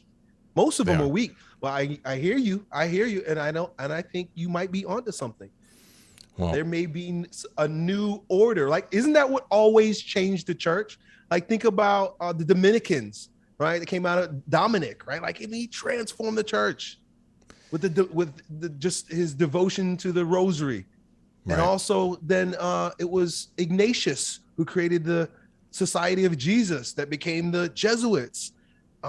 And then the Carmelites. I mean, it's all these orders that really the Franciscans. Think about St. Francis. It's all these orders that created the deep change in the church. Maybe it's time for a new order. And I think you're right. And I think the thing that another thing that frustrated me about the church is that there is so few examples of a married man as like a saint, right? Like, you had Saint Joseph, obviously, but that's not a normal guy, and that's not a normal marriage. It's the idea of, at least in Catholicism, the tradition is that he remained perpetually celibate, right? So it's like, man, that guy didn't even have sex. How am I going to look up to him for, like, help around that kind of stuff? And it's like, there's just not that many. And that's what I feel is needed, is married men, right? Like, they're kind of like the thing that leads the nucleus. Like, I would say women are the center of, like, human life. They're the center, but the men are like the perimeter. They form like the outer part of it. And so it's like that part has been broken. And because of that, families, individuals, pretty much everyone, like, if you live in a masculinely weak culture, you live in a culture of submission. Like, you have no defense, because that's what you need. That's what masculinity is for. It's about drawing lines and saying, no, you can't cross that line, because I'm not going to let you. And without that, you're basically going to become destroyed by whoever is masculine, right? They're going to come in. They're going to set the rules. But today it's become so subtle. Like it's yes, they're an extremely masculine culture. They're not going away anytime soon. Like, the left goes and tries to pull their stuff there. Good luck, and they don't like you either. Yeah. So it's like, in a way, that's why I think, like, Donald Trump was so interesting, because it was like he almost gave culture permission to push back. He gave guys permission. You get up there, like, and he's just like, nah, screw you guys, you're full of it. And he's just like unabashedly, macho, alpha, whatever. And then from there, myself included, I felt more comfortable doing it, because it was just like, before that, it was just like, you'd get shit on, like, real hard. It's like, you need, like, because it's like, we didn't realize how overwhelmed, like, we didn't realize how intense the flood was, I don't think, until it was like, it felt too late, and we needed someone to, like, pierce that veil. I know you were supporting Trump for a while, and that was kind of like when you came back with, like, this kind of new attitude and everything. Where do you stand on that guy now? I like what he stands for. I like his attitude. He reminds me of my dad. That's the first thing I thought. I was like, that guy talks like my dad. Just straight up, just blunt, doesn't really care what you think. And I was like, that's a very alpha attitude. And so I like that. I like him. I do have hangups, though, with American politics. And I don't think that he's there by accident. I don't think he's as much of an outsider as they make it seem that he is. I think he was installed and is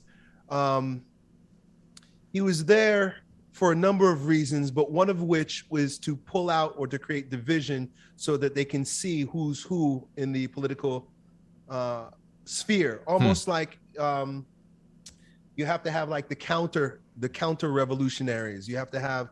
You think he was like controlled opposition kind of thing? That's the word I'm looking for. You got to be able to point out the enemy. And so it allowed us to separate ourselves. But really, you know what the separation was? It was masculine versus feminine, because as soon as he came out, that's when the Me Too thing started happening. And it basically was polarizing male against female. And then it points to, this is part and parcel of why I believe that women voting is a bad idea. Because what happens is when you allow women to vote, you destroy gender relations, particularly in the family, because a family should have a vote. Because if you have the mother and the father, you have the husband and the wife voting differently within the family, then you have divergent values within the nucleus of a society. You can't have that. Each family should have one vote, and the father is the head. But then when you split the vote and you start pandering to the different values, the female values, which is, open borders, egalitarianism, socialism, everything that's woke is female. That's feminine. It's all gynocentric. It all comes from feminism. Every bit of wokeness, there's not an ounce of masculinity in it. Anybody who's woke is a female man. But the only reason why you can have a woke movement is if you give power to woke values, which is woman values. And when you give credence to woman value in the political sphere, you split things up to such that we have right now, where it's essentially man versus woman. Capitalism represents patriarchy and masculinity.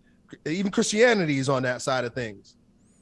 Versus communism, egalitarianism, BLMism, LGBTism, all that is on the other side. Right. Yeah. It's you can see it. It's become so polarized. It really is. I guess that's the thing, is like the ultimate configuration of polarity is male versus female. Like that is what it is, right? Yep. And the thing that I'm seeing that's not it's like to prevent the male versus female from just like destroying each other or just being constantly at war, there needs to be a unifying principle. And I think that's where that whole faith idea comes back. That's what allows the male and female to actually operate in service and love to each other rather than being at war with each other. Better than unity is order. Can you say more about that? Better than unity, because order is vertical, and the vertical axis is masculine. Unity is lateral. The lateral axis is feminine. And so, of course, we're in this world, United States, we live in, it's all that. And so there's this whole idea of being united.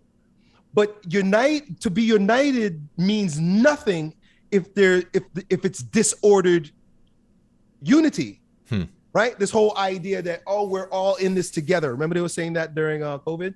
We're not in this together. I'm not in this with you. I subscribe to a totally different order than you do. What we need is a unified order. And with order is hierarchy. It's not egalitarian. Masculinity is hierarchical. Nobody likes to hear that, but that's the way it is. That's our nature, and that's why we are the leaders. That's why the world has always been that way, and it always falls apart when it becomes egalitarianism. So unity is an overplayed gynocentric wokeism. What we need now is order, divine order. God in Christ, Christ over man, man over woman, woman over children. We need that again. So how do you sell women on that? You get to stay home, be cared for, make babies, nest, and live a great life where you serve your husband and your children. Any woman who does that right now, if she got a voice, a legitimate voice in the media, she would sing its praises. This is what my wife does. I guess Why would the problem. You want anything else? Well, but they've been fed a lie. They've been fed this lie that your value as a woman is contingent upon how well you behave like a man. That's what they tell them. So the more you can be an entrepreneur or a corporate CEO or a scientist or an engineer, all that shit, or a professional athlete, the schools, because it's all a great ideological subversion through the media and the schools and shit like that, has taught women that that's what your value is in. All of those are masculine traits. So feminism is the most anti-female sentiment that there possibly is, because if feminists truly loved women, they would say, exercise your greatest gifts and develop your greatest virtues as a woman. A woman's power is subtle but strong. Every man does what he does. Why? For a woman. Why wrestle with men when you can seduce? Not with your sex, but with your sweetness. But they've been not taught that they've been taught that that's not strength, that's weakness. Right. Because they don't really understand women. Right. And it's like right now, women, they see that, especially young women. It's like, why would I give up like all my Instagram likes? Why would I give up, the ability to have, sex, power, independence, all that kind of stuff for raising kids? Raising kids is like really hard. Like, I don't want to do any of that. They're going to be miserable. Yeah. They wake up around like 33. Any old feminist. They're not happy. Yeah. It's an undoing that's going to have to, it'll be quite a thing. I think it's just going to be mostly a society in crisis, a whole generation in crisis to really wake people up. And it'll be sad and interesting to watch. But in the meantime, it's like, we men, we gotta be willing to speak up for what we believe is true. We gotta be willing to engage in discourse. Even if, if a guy's listening to this, you disagree with this, well then talk about it. Let's actually, let's have some conversation. Talk to other guys who think like this. Like, actually make your points. Like, engage in logical debate, not just like, stupid, mudslinging and all that kind of crap. But the thing I wanted to ask you about in relation to that was because you've gotten a fair share of hate, a fair share of criticism online. There's so many different videos talking about the rise and fall of Elliott Hulse and all that kind of stuff. How do you handle that? How have you come to deal with that level of criticism? I love it. I love it. It fuels my fire because it means I'm saying something. If you're not pissing somebody off by noon every day, one of my mentors says, then you're not saying enough. You got to say something. You got to say something worth criticizing. If I'm just saying what everybody else is saying and I'm being a nice guy about it, then you don't make that you're useless. You're just going with the flow. They say that the only thing that goes with the flow are things that are dead, right? Like a dead branch in the river. It goes with the flow, right? But if you're alive, you fight against the current. You don't go with the current thing. The current carries dead things. And so it just gives me, here's a number of things. It gives me conviction. It strengthens my conviction. It gives me a sense that I'm doing exactly what I'm supposed to do, because as Christ says, if they hate me, they're going to hate you. And so I align myself with that sentiment. Good. Okay, good. Then it needs to be expected that I'm going to be hated. And if they love me, that means that I got to be aware. I got to be a little careful. If you love everything I'm saying, that means I'm going wrong somewhere, because that means I'm either pandering or I'm not thinking. One or the other. Yeah. And so it's a beautiful thing. The worst thing in terms of marketing is being ignored. And so I don't like being ignored, but I don't mind being criticized. So the more criticism, the better. I go seeking out criticism so that I know that people are listening and disagreeing. That means that, okay, I'm rubbing salt in the wound, and so something's happening. And that's usually a good thing, because the sentiment I receive more than any is, Elliott, at first I thought you were XYZ and I couldn't stand you. But then a year later, I grew up, or my girlfriend dumped me, or I got off of weed, and I listened to you again, and oh my God, you were right the whole time. All right, good. Yeah. Yeah. It's there. I'm sure you get a ton of that. I imagine you probably also get some of this, which is what I found, like when I was doing some research for this chat, like, you had the people who knew you from like the earlier strength camp days, where you're just like talking about lifting and stuff like that. It's like, oh, I loved you, but you really fell off, man, which means like you disagreed with me or something. Like, and I feel like there's people like this whole creator economy, this influencer economy. Like, you're one of the OG like online influencers, and people don't know like what it's like to try and build and run a brand, like to run a business. It's like they don't want to, as soon as you do something they like, they don't want you to ever stop it, or else they're going to be furious, because they like almost like build you as like this, like part of their like psychological organism. They like want you to be this certain thing because they're relying on you for this certain thing. And then when you go on your own journey, they freak out. They get mad about it. They like, send negativity your way. And so, I guess like from one creator to another, like I've been doing this for a while now, even though I'm younger than you. I started like 8 years ago, I think, on YouTube, 8 or 9 years ago.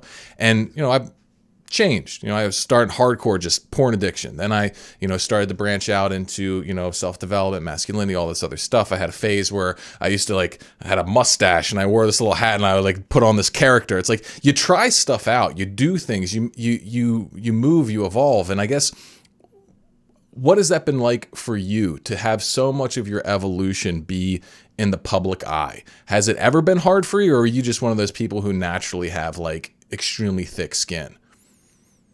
Well, I would say that changing like this is bad for business. There's no question about it. It's bad for business because if you want to market to the masses, you got to be consistent with what you want them to think you are. That's good marketing. That's smart marketing. That is, stick with your message, stay with it. And this is why like McDonald's and, Coca-Cola, it's the same thing. Right. They didn't change. They may come up with a new spin on it, but then they go back to the same thing. That's the best way to do it. When you have a winning formula, you stick with it. But I'm not a Hollywood creation, right? Like if I was a Hollywood creation or like a WWE wrestler, right? Like, I remember watching Hulk Hogan in the 80s. And then, he lives in Clearwater here. So I see Hulk Hogan. He's an old man dressed just like Hulk Hogan, looking exactly the same, talking the same way with the same mustache. That's a Hollywood creation, right? That's a Vince McMahon creation. But you know what I mean? It's a Hollywood creation. You and I, we're not Hollywood creations. I'm just a dude. And that's what the internet created. That's what YouTube created. Nobody trained me in how to be a celebrity. Yeah. Right? Nobody trained us how to do it. You and I, we're just guys. I was a guy with a camera. Right? I got no training in this. I have no family. I have no connections. I don't know what the hell I'm doing. I'm just me. I'm just putting myself on camera. And so as a result, I break a lot of those laws, which is, hey, you're confusing the market. 1 minute you're this and the next minute you're that. But then I'm like, wait a second. But doesn't everybody change? Right.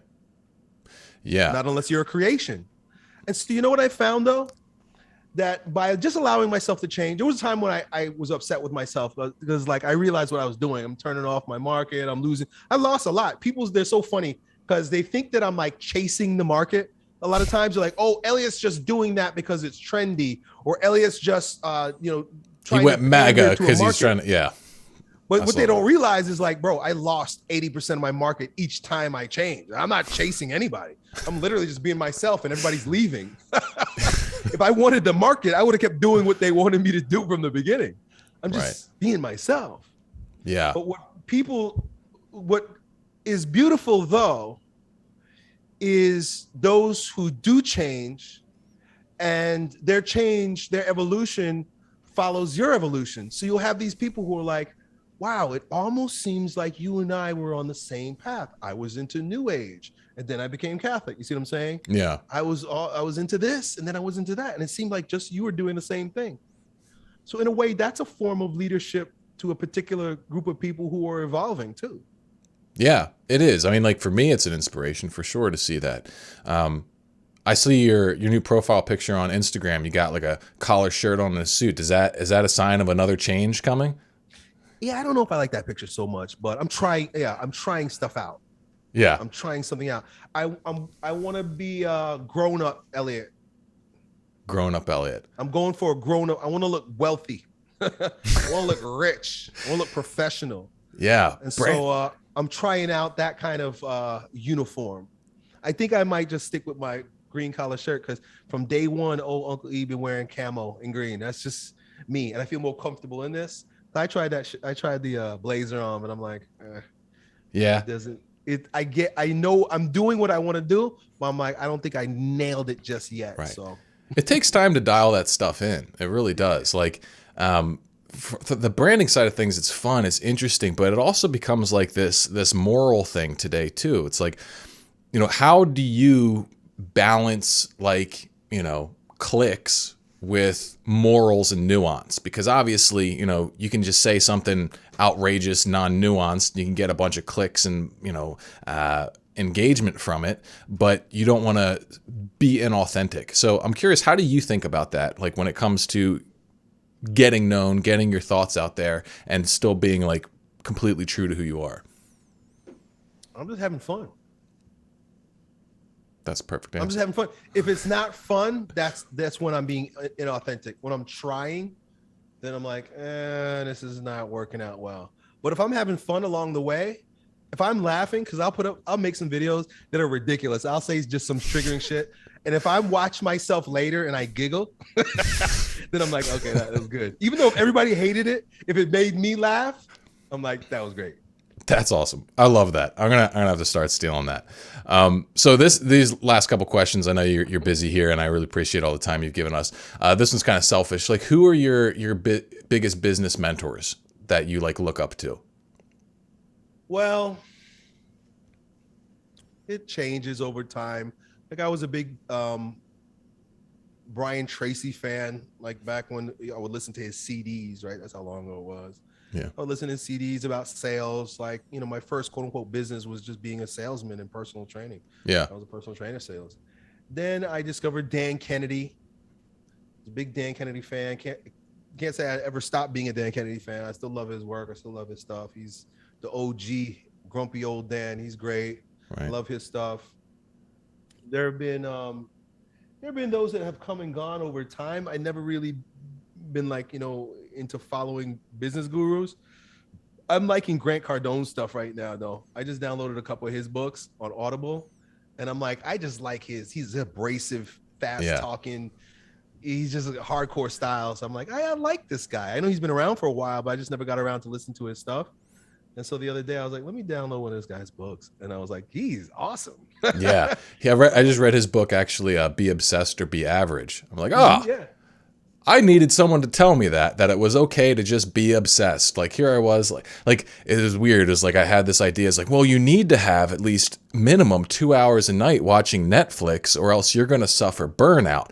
And I just cut all that shit out, and I'm just like, it's great. Yeah, I'm actually listening to that right now. Yeah, it's good. I love it. Yeah, it's good. I needed that kick in the ass from him, so I'm enjoying his stuff.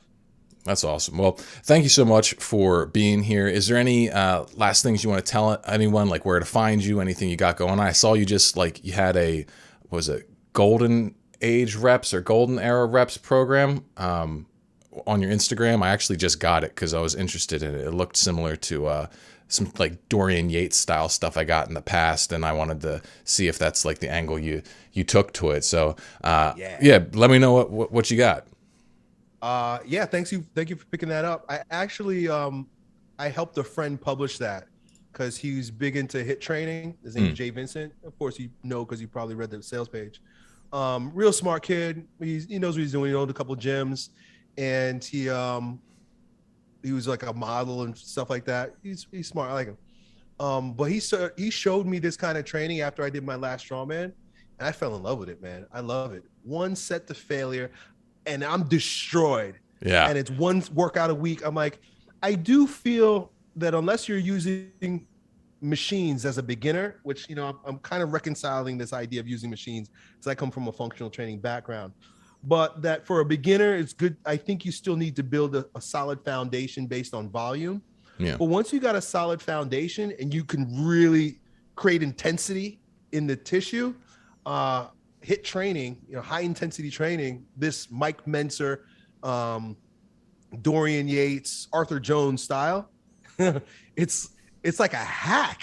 It's the greatest bodybuilding hack I ever found. And so I love it. Yeah, that's what I'm into right now. That's cool. That's awesome. And so best place for people to find you. Where are you most active now? YouTube, Instagram, everywhere? Yeah, follow me on YouTube, Elliott Hulse, my Elliott Hulse channel. I post on my Strength Camp channel from time to time. Now that I have this new workout, I'm going to promote. I'll be on there. Instagram. I mean, I don't even run my Instagram account. I'm there, once in a while, but it's just all reposted stuff from like, you got to make so much content these days, bro. It's annoying. I got to make reels. I got to make stories. I got to make TikToks. I got to make all this shit just to remain relevant.